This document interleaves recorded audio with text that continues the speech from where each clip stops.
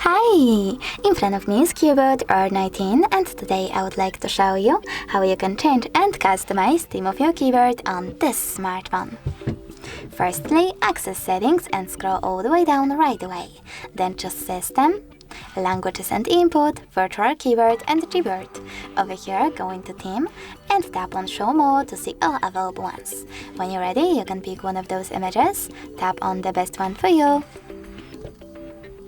Click on the switcher next to keyboards to turn them off or on and tap Apply. You can do exactly the same with one of those colors. So now when I go back, as you can see, theme of my keyboard has changed.